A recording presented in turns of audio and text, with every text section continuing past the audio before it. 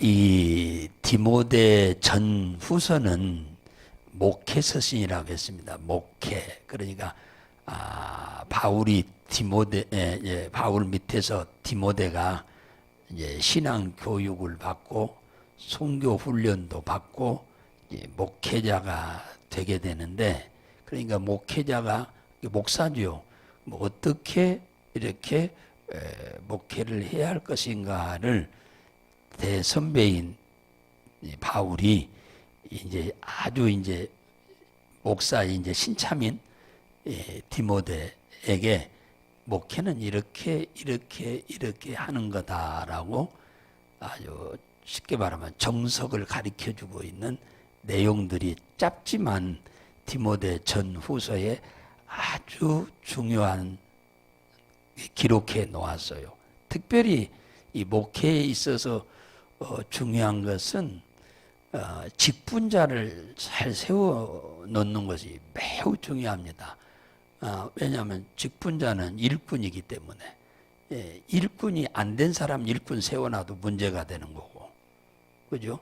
일꾼을 세웠는데 일꾼이 되지 못할 사람을 세워놓으면 큰 문제가 됩니다. 교회에 오대 장애물이 되는 거죠. 그래서 바울이 이 디모데 그리고 또 디도서도 있는데 거기에 쭉 보면은 전부 일꾼 세우는 얘기를 굉장히 많이 하고 있어요. 일꾼은 반드시 이런 사람들을 세워야 한다. 그래야 교회에 탈이 안 생기고 문제가 안 생기고 교회가 평안하게 든든하게 써갈 수 있다라고 합니다. 이제 디모데도 이제 목회자가 됐습니다만은 이제 바울이 뭐 천년 만년 사는 사람도 아니고 바울도 잠깐 이제 있다가 살다가 이제 세상 나그네길 떠나야 하니까 목사의 일원은 디모데요. 이제 바울이 세운 이 디모데를 통해서 앞으로 수많은 목회자들이 또 세워져야 할 그런 입장이기 때문에 제일로 먼저 오늘 이 3장에서 이 얘기하고 있는 게 목사는 어떤 사람이 돼야 하느냐, 그 얘기를 지금 논하고 있습니다. 오늘 본문에 보면은 사도행전 20장 28절에 보면은 너희는 자기를 위하여 또는 온 양떼를 위하여 성령이 저희 가운데 너희로 감독자를 삼고 하나님이 자기 피로 사신 교회를 치게 하셨다. 그러니까 감독인 목사는 하나님이 세운다 그 말이에요. 그런데 사람을 통해서 세우잖아요. 그냥 구약 시대에 사사를 세우듯 선지자를 세우듯 그냥 하나님이 그냥 일방적으로 한 사람을 뽑아버리면은 쉬운데, 이제 신약 시대에 와서는 이제 하나님이 성령으로 뽑되 사람을 통해서 일을 하기 때문에 이런 사람들이 돼야 한다. 기준을 지금 두고 있는 거예요. 기준. 뭐든지 기준이 없으면은 안 되잖아요. 목사인 내가 지금 이 얘기를 하기가 좀 껄끄럽기는 합니다만은 좀 우리 새벽에 우리들이 잠깐 조금 이렇구나 하는 것 정도는 좀 알고 가면 좋겠다 해서 살펴보도록 하겠습니다. 1절에 그러잖아요. 미쁘다 이 말이여 사람이 감독의 직분을 얻으려면, 그러잖아요. 이 감독, 목사가 되려면 그 말이에요. 목사가 되려면 어떤 사람이 돼야 하느냐, 그 얘기를 지금 얘기하는 거예요. 쉽게 말하면은 구약 시대로 표현하자면 양을 치는 목자가 양을 치는 그런 심정으로 영혼을 사랑하는 사람이어야 한다라고 하는 것을 우리가 알 수가 있어요. 근데 여기서는 선한 일을 사모하는 자여야 한다. 그래서 이 선한 일, 이 칼로스 에피디메오라는 말인데, 이 칼로스란 말은 좋은 일이라는 말이거든요. 이익된 일이라는 말이거든요. 그 다음에 도움이 되게 한다는 말이거든요. 이 아름다운 일이란 말이에요. 이 칼로스란 말은. 그러니까 하나님께도 좋은 일, 이익된 일, 도움이 되는 일.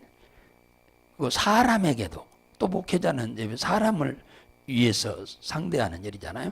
그러니까 사람에게 도움이 되고 이익을 주고 좋은 일을 그들에게 행해서 도움을 줄 수 있는 사람이야 한다. 이제 그 얘기입니다. 선한 일을 사모하는 자. 이걸 원하는 자죠. 사모니까 원하는 자죠. 좋은 일을 원하는 자, 아름다운 일을 원하는 자, 도움 주기를 원하는 자. 그러니까 이 목회자가 도움을 주는 것은 뭐 세상 물질로 도움을 주는 게 아니죠. 목사가 성도들에게 도움을 주는 것은 믿음으로, 신앙으로 도움을 주는 거죠. 책망할 것이 없어야 한다. 그리 바랍니다. 책망할 것이 2절에 그러므로 감독은 책망할 것이 없어야 한다. 그잖아요. 책망할 것이. 비난받을 일이 있는 사람이 되면은 안 되겠죠. 비난받을 사람이 되면 누가 따르겠습니까?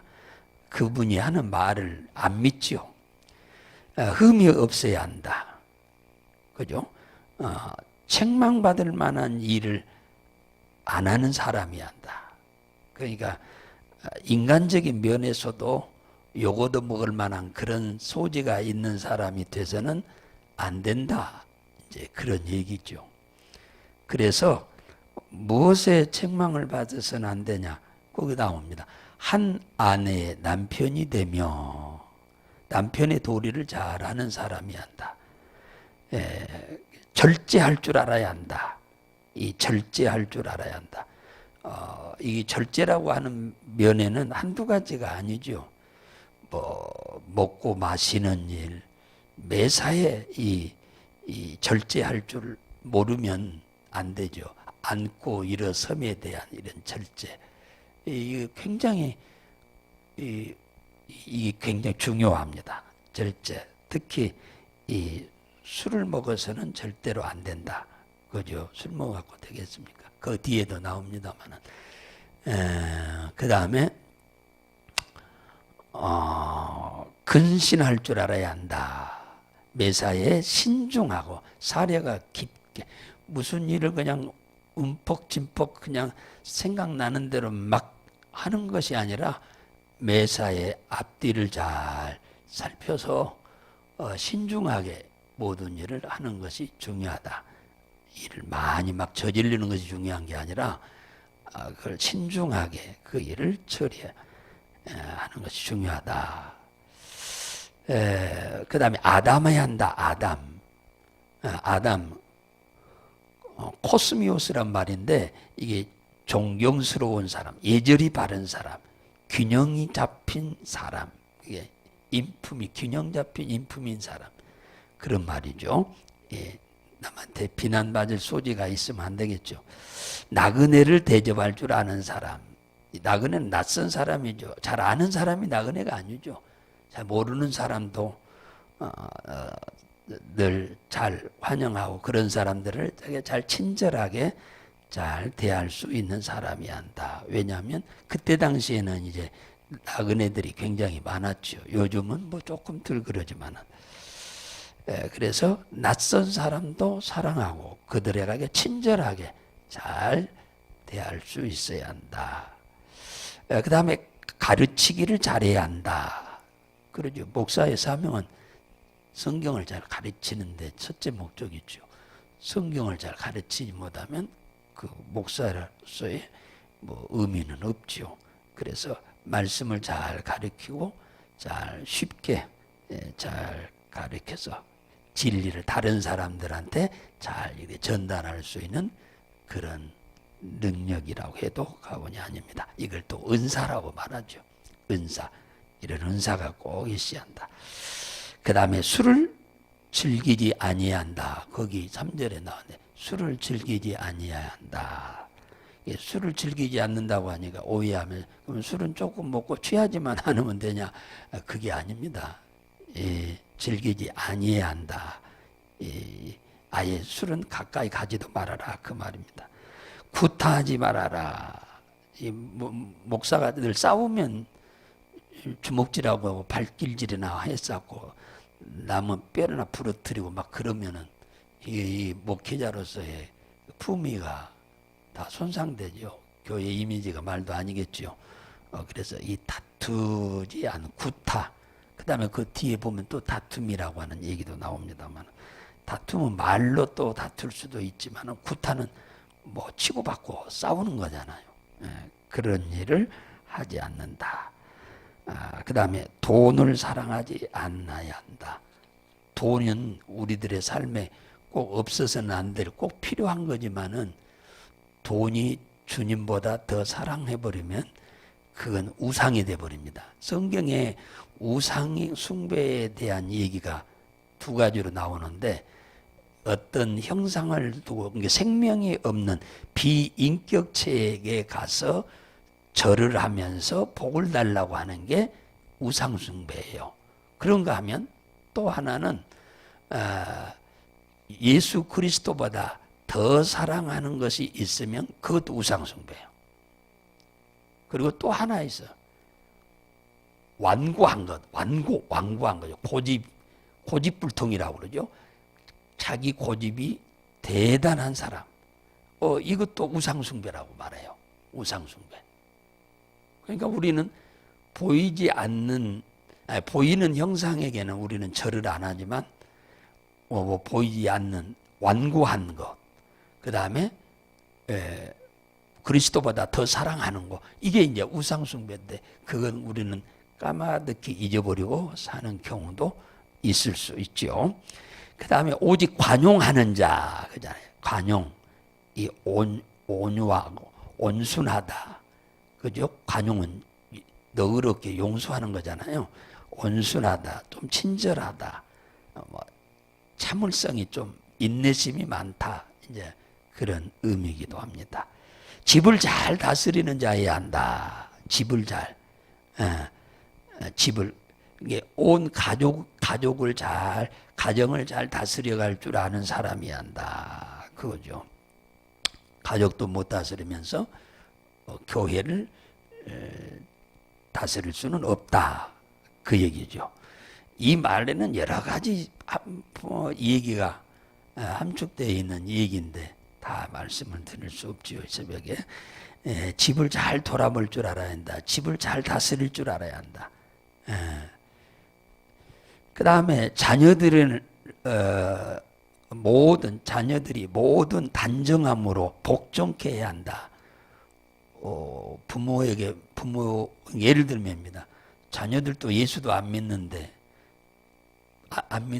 목사가 된다고 하면 그 말이 안 되는 거죠. 자녀들이 말도 안 듣는, 신앙생활도 안 한다. 그런데 목사가 된다면 말이 안 되는 거죠. 가정이 전부 다 예수를 잘 믿고 자녀들이 다 신앙생활 잘 하는, 쉽게 말하면 영적 모범된 그런 가정을 꾸려가는 사람이어야 한다. 그거죠. 그래서 자녀들에게 존경도 받고 공경을 받을 만한 그런 사람, 그런 사람이 목사가 돼야 한다. 이제 어려서부터 이제 이렇게 성장해서 자라서 그렇게 가면 그런 건 아닙니다만, 중도의 목회자가 된다고 하면은 이게 꼭 필요하겠죠. 그 다음에 이제 13절에 보면은 왜 뭡니까? 뭡니까? 그 7절에죠. 외인에게서도 선한 증거를 얻은 자라야 한다. 외인이란 말은 교회 밖에서 말아요. 교회 밖의 사람들에게도 선한 증거를 얻은 사람이어야 한다. 불신자들한테도, 그 동네에 불신자들한테 요거도 먹을 수 있는 사람이 되면 그건 누가 그 교회에 나오겠습니까? 안 나오지. 그러니까 외인, 예수 안 믿는 이방인들, 불신자들에게도 참 존경받고 인정받을 만한 사람이어야 한다. 그래서 이방인들에게도 아름다운 증거를 가진 사람, 그런 이구동성으로 다 저 교회를 향해서, 저 목사님을 향해서 욕은 안 하고 칭찬할 만한 그런 사람이야 한다. 그러니까 우리 교회가 지역에 좋은 이미지를 미치는 것이 굉장히 중요하죠. 그렇지 않으면 전도가 할 수가 없지 않겠어요? 예. 아니 교회 다니는 분들 한두 명이 이 동네에서 문제를 일으켜도 전도가 안 될 판인데 목사가 큰 문제가 생기면은 이 뭐 교회 지역 전도하는데 크게 문제가 생길 수밖에 없겠죠. 그래서 외인에게도 칭찬받을 만한 사람이 한다. 따지고 보면은 이 얘기는 꼭 목사에게만 국한된 얘기는 아니에요. 내일은 이제 8절부터 집사님들에 대한 얘기도 잠깐 이게 소개돼요. 남자 집사님, 여자 집사님에 대한 얘기가 내일 소개가 되는데 우리가 이런 울타리를 한번 이렇게 우리가 쭉 이렇게 살펴보는 것이 굉장히 중요합니다. 꼭 목사만이 아니라 하나님을 섬기는 그리스도인들의 모습이 이런 모습으로 우리가 세워진다면 첫째는 하나님께는 큰 영광이고 그 지역사회에 미치는 영향도 굉장히 아름다운 열매를 맺게 되겠죠. 교회에 대해서 많은 사람들이 좋은 이미지를 갖고 지지하고 또 교회를 오는 사람들이 많아지지 않을까 하는 생각도 해봅니다. 그래서 여러분들이 이제 오늘은 저를 돌아보는 상황인데 여러분들이 기도를 좀 많이 해주셔야 돼요. 이렇게 펴놓고 오늘 본문을 펴놓고 기도할 때 우리 목사님 이런 사람이 되게 하나님 은혜를 베풀어 주십시오. 그런 은혜를 능력을 주십시오. 성령의 충만함을 부어 주십시오 하고 기도를 해 주신다면 그것보다 더 귀한 일은 없죠. 이런 사람이 되는 것이 사람의 힘과 능으로는 이건 죽었다 깨도 안 됩니다. 사람의 힘으로 어떻게 이걸 다 해요? 이런 사람은 찾을 수가 없어요. 사람의 힘과 능으로는. 이게 성령이 사람을 이렇게 만들어 놔야 이게 되는 거지. 사람이 어떻게 이런 사람을 찾습니까? 그러니까 아까 그랬잖아요. 사도행전 20장 28절에 성령이 이렇게 만들어 놔야 한다는 거죠. 성령이 사람을 이렇게 만들어 놔야 돼. 똑같아요. 뭐 집사님들도 그렇고 장로님들도 그렇고 다 사람이 이렇게 되려고 해서 되어지는 게 아닙니다. 못 돼요. 어떻게 이렇게 사람이 이렇게 돼요? 불가능하지. 한두 가지도 아닌데. 성령이 이를 사로잡고 있으면 가능합니다. 성령이 이렇게 붙잡아 주시면 이게 가능한 거예요. 누구든지 어떤 사람이든지.